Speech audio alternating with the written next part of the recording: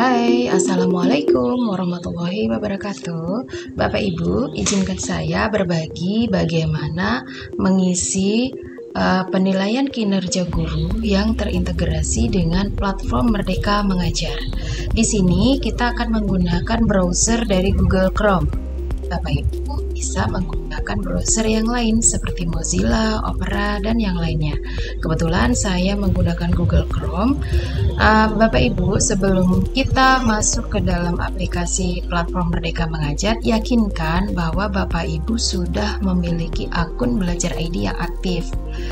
Karena aplikasi PMM ini terintegrasi dengan akun Belajar ID. Di sini saya akan masuk di akun Belajar ID pada Google Chrome. Ini adalah akun Belajar ID saya. Kemudian kita akan masuk ke dalam aplikasi platform Merdeka Mengajar dengan mengetikkan pada URL PMM, kemudian kita enter. Selanjutnya kita klik platform Merdeka Mengajar. Nah, di sini ini adalah halaman utama atau halaman umum dari platform Merdeka Mengajar. Bapak Ibu bisa masuk ke dalam aplikasi platform Merdeka Mengajar dengan mengklik di sini ya, buka PMM. Kita klik saja. Nah, Bapak Ibu akan masuk ke dalam aplikasi dengan menggunakan akun Belajar ID. Karena saya sudah menggunakan akun Belajar ID pada Google Chrome, maka di sini kita tinggal klik masuk saja. Nah, di sini kita akan dimintai persetujuan dengan menggunakan email ataupun akun kita di Belajar ID. Kemudian klik lanjutkan. Nah, inilah Bapak Ibu halaman muka dari aplikasi platform Merdeka Mengajar atau PMM. Sekedar saya berbagi Bapak Ibu ya, ada beberapa menu yang ada di platform Merdeka Mengajar, yakni pada pengembangan diri, mengajar, dan inspirasi. Pada pengembangan diri ada menu pelatihan mandiri. Di sini Bapak Ibu bisa melaksanakan pelatihan secara mandiri dengan mengklik icon ini. Kemudian ada komunitas berbagi. Di sini jika kita memiliki komunitas, maka kita akan ada komunitas kita di sini. Nah, akan terdaftar di sini ya Bapak Ibu. Kemudian ataupun Bapak Ibu bisa bergabung ke komunitas belajar di sini juga. Kemudian Bapak Ibu, saya akan kembali ke halaman muka. Ada seleksi kepala sekolah. Bapak Ibu yang ada menu ini berarti Bapak Ibu sudah dinyatakan lulus ikut pendidikan guru penggerak. Nanti secara otomatis menu ini akan ada di aplikasi kita. Namun biasanya kalau kita belum mengikuti atau belum lulus pendidikan guru penggerak, maka menu ini belum ada. Selanjutnya ada refleksi kompetensi. Bapak Ibu bisa mengikuti refleksi kompetensi ini dengan mengisi kuesioner. Nah, ini terakhir pengisian juga tanggal 31 Januari tahun 2024. Kebetulan saya sudah mengisinya. Kemudian dari refleksi ada LMS. LMS ini jika kita mengikuti pelatihan di platform Merdeka Mengajar secara online atau secara daring, maka LMS ini akan terintegrasi. Nah, disinilah kita akan mengisi penilaian kinerja guru yang terintegrasi dengan PMM pada menu pengelolaan kinerja. Selanjutnya di bagian mengajar, kita bisa membuat kelas online. Di sini kita bisa mengupload CP, ATP, perangkat ajar, ataupun asesmen murid. Selanjutnya inspirasi. Bapak Ibu jika memiliki bukti video praktik baik bisa kita upload di video inspirasi. Kemudian jika kita punya karya misalnya karya berbagi praktik baik juga bisa di sini, dan ide berbagi praktik itu kita bisa upload di inspirasi. Selanjutnya Bapak Ibu, di sini kita akan fokus pada pengelolaan kinerja. Kita klik saja pada pengelolaan kinerja. Nah, Bapak Ibu, dalam mengisi rencana hasil kerja pada pengelolaan kinerja yang ada di platform Merdeka Mengajar, kita disarankan menggunakan laptop supaya layarnya lebih luas atau lebih lebar sehingga kita bisa nyaman dan bisa mendapatkan informasi lebih kompleks dibanding kita menggunakan handphone atau gadget. Nah, di sini kita tetap di sini ya, kita klik tetap di sini. Nah, inilah halaman awal ataupun beranda pada pengelolaan kinerja guru di platform Merdeka Mengajar. Di sini ada beberapa bagian Bapak Ibu, ada isi perencanaan kinerja atau lanjut rencanakan kerja. Nah, disinilah kita nanti akan mengisi rencana hasil kerja kita pada pengelolaan kinerja guru. Kemudian ada alur pengelolaan kinerja. Jadi Bapak Ibu, untuk penilaian rencana hasil kerja kita ini dalam 1 tahun itu ada 2 semester atau 2 kali. Yang dalam 1 semesternya itu dibagi, semester pertamanya itu dari bulan Januari, Februari, Maret, April, Mei, hingga Juni. Pada Januari ini adalah perencanaan guru dan persetujuan atasan. Informasinya untuk mengisi perencanaan guru dan mendapatkan persetujuan dari atasan itu terakhir atau maksimal tanggal 31 Januari tahun 2024. Berarti masih ada beberapa waktu lagi untuk kita dapat mengisi perencanaan dan mendapatkan persetujuan dari atasan. Selanjutnya pada bulan Februari ini ada persiapan observasi kelas. Kemudian pada bulan Maret ada periode observasi kelas dan diskusi tindak lanjut. Selanjutnya April sampai Mei adalah pelaksanaan tindak lanjut guru dengan pemantauan atasan. Sehingga rencana kerja yang sudah kita buat pada bulan Januari itu dilaksanakan di bulan April hingga Mei. Kemudian refleksinya adalah di bulan Juni, yaitu refleksi, penilaian, dan penentuan predikat kinerja guru. Jadi Juni itu adalah batas akhir penilaian dan pemberian predikat kinerja. Selanjutnya Bapak Ibu, kita akan mulai untuk menyusun RHK kita. Di sini kita akan klik lanjut rencanakan kinerja. Nah, di sini di halaman perencanaan kinerja ada beberapa tab menu ya, ada praktik pembelajaran, pengembangan kompetensi, tugas tambahan, kemudian nanti akan ada rangkuman. Sekarang kita pada halaman praktik pembelajaran. Nah, pada praktik pembelajaran ini kita bisa lihat terlebih dahulu rapor pendidikan di sekolah kita. Bapak Ibu bisa klik di sini. Kita akan lihat dimensi dari rapor sekolah kita.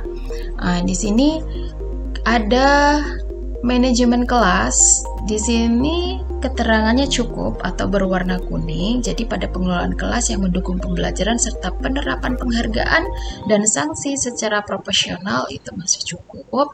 Kemudian dukungan psikologis, praktik pembelajaran yang memenuhi kebutuhan psikologi siswa untuk menumbuhkan kepercayaan diri dan perasaan diterima tanpa dibeda-bedakan ini baik.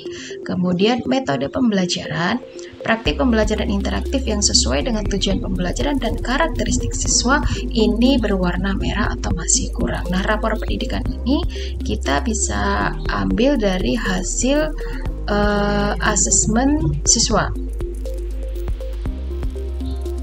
Nah, kemudian kita klik saya mengerti. Kemudian dari hasil rapor pendidikan di sekolah kita, maka akan ada yang direkomendasikan untuk ditingkatkan. Di sini yang direkomendasikan adalah 3 yang warnanya masih merah, yaitu tentang metode pembelajaran.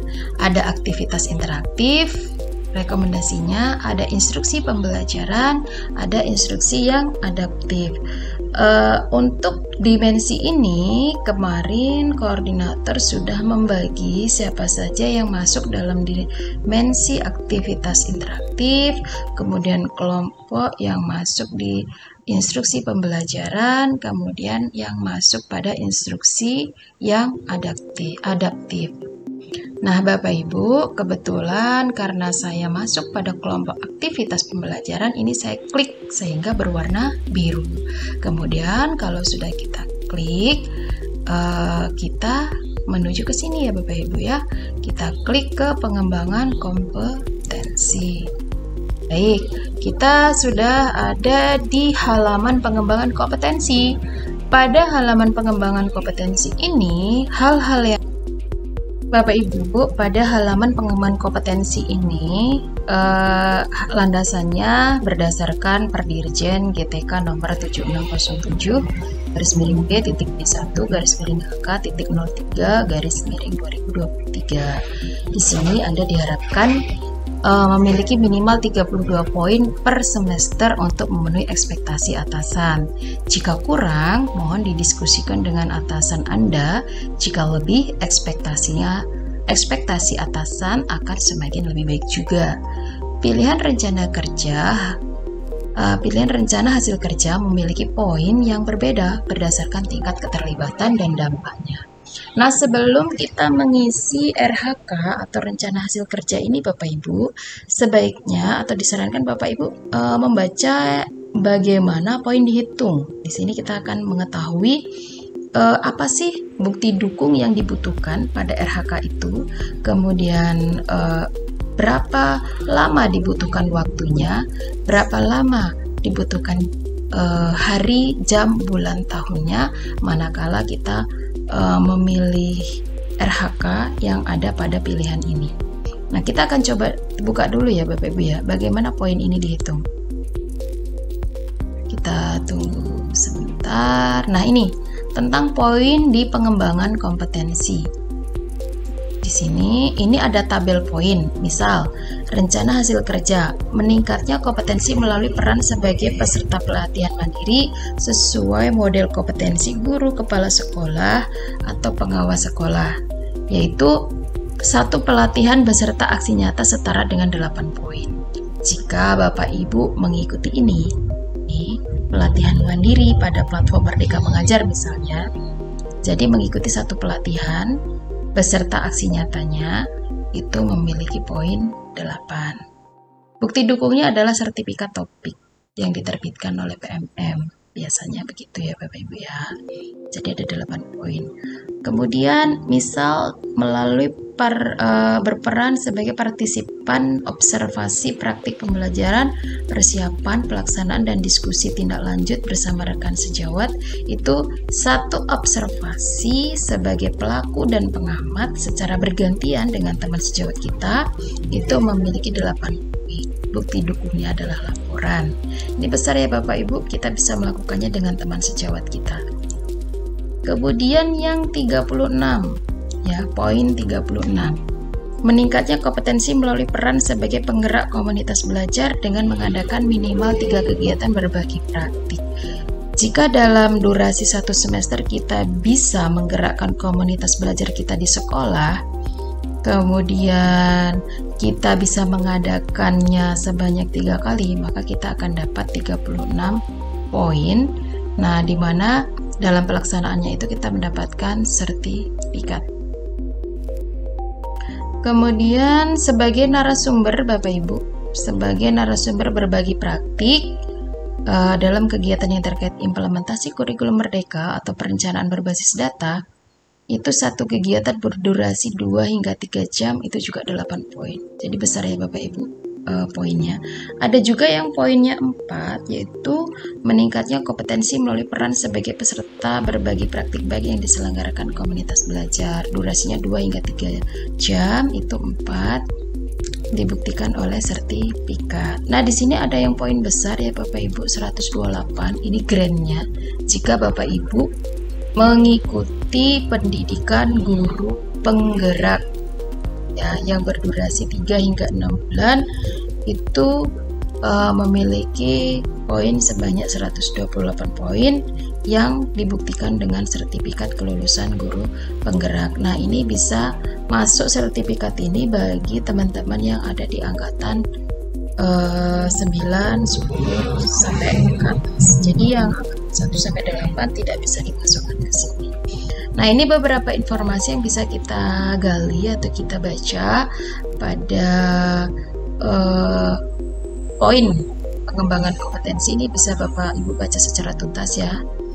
Kemudian saya kembali ke halaman ini, saya akan coba isi RHK saya.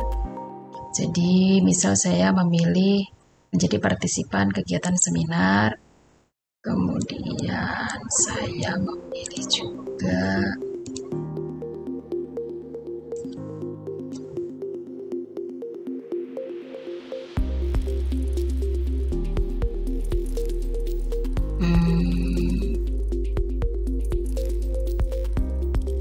sebagai meningkatkan nilai peran sebagai partai observasi. Nah, ini saya tambahkan. Berikutnya saya akan coba tambahkan juga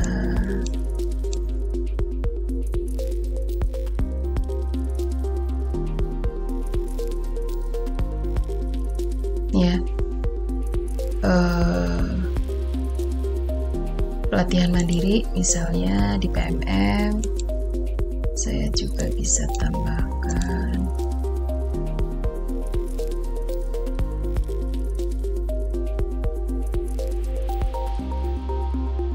Ini misalnya, jadi kita lihat dulu sudah, oh ya sudah cukup ya Bapak Ibu, di sini sudah 32 poin.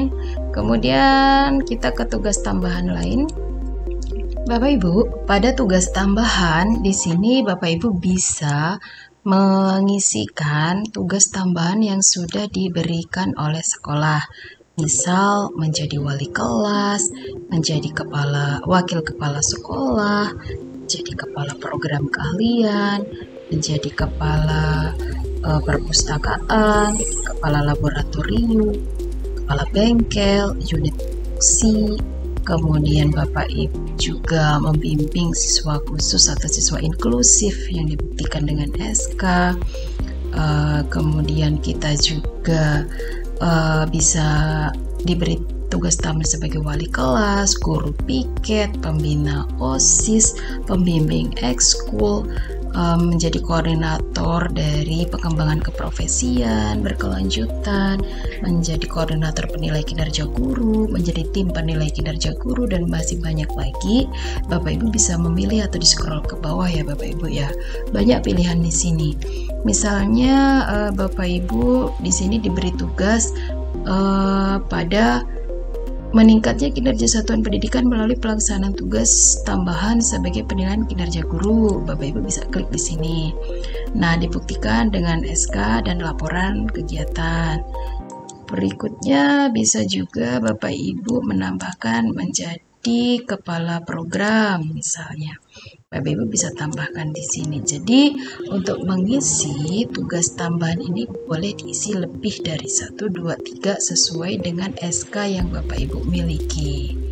Nah, setelah kita isi pada tugas tambahan, lalu kita masuk ke perilaku kerja.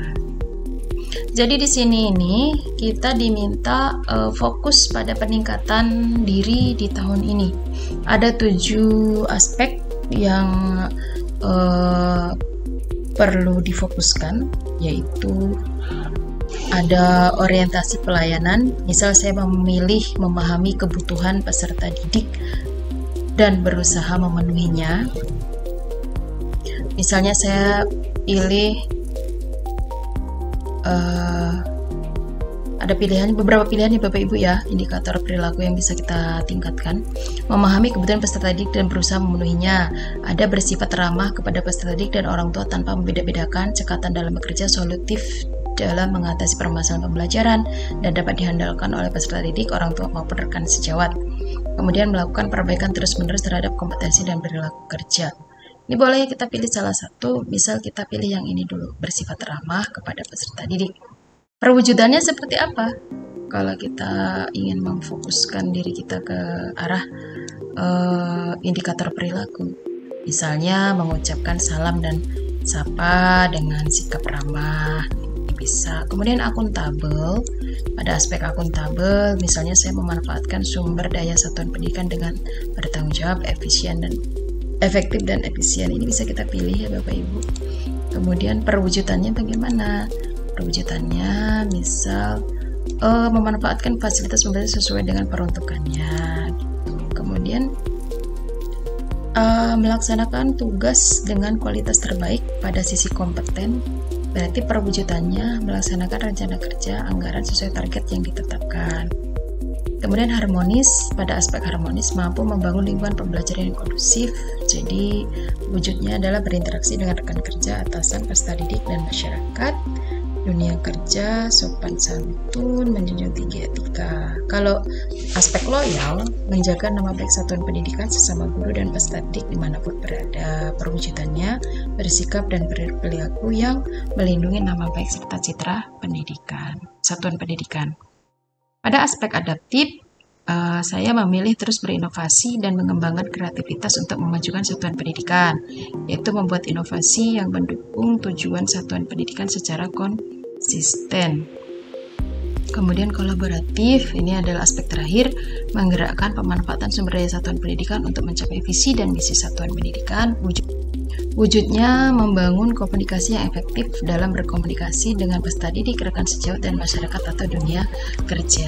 Baik Bapak Ibu, kalau sudah kita isi semua, maka kita akan masuk ke tab terakhir, yaitu ke rangkuman. Di rangkuman ini adalah apa yang sudah kita buat RHK itu akan ditampilkan semua di sini. Kita bisa baca-baca kembali. Ya, kita bisa lihat apakah sudah sesuai dengan target kita dan apakah kita nantinya bisa melaksanakan. Nah, kalau sudah, nantinya kalau kita sudah yakin, sudah fix, kita klik lanjut ajukan. Nah, di sini Bapak Ibu, jika Bapak Ibu sudah yakin tidak ada perubahan, maka Bapak Ibu bisa langsung klik lanjutkan, ya. Kemudian, kalau misalnya masih ragu, Bapak Ibu tinggal klik simpan draft. Nah, di sini kita masuk ke halaman depan atau beranda. Disinilah kalau kita belum klik ajukan, maka kita bisa melakukan perubahan. Kita bisa ngedit, kita buka lagi, kemudian kita klik ke pengembangan, kita cari cara lagi, misalnya, oh saya akan rubah ini, sepertinya saya bisa lebih daripada 4 poin, bisa ya Bapak Ibu ya, bisa diganti gitu. Kemudian tugas tambahan juga, ternyata tadi ada yang ketinggalan gitu, bisa ditambahkan juga. Kemudian pada indikator ini perilaku kerja, kita juga bisa rubah dari 7 aspeknya.